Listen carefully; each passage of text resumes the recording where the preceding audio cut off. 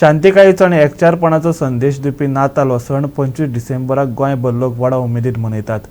ह्या दिसा जेजू क्रिस्ताच्या जल्माचो उगडास करून वेगवेगळ्या वाठारांनी सांस्कृतीक आनी धार्मीक कार्यावळी घडोवन हाडटात।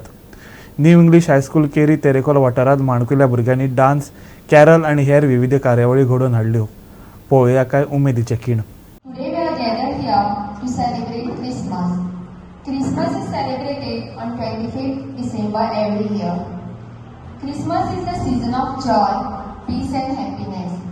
It is festival of hope,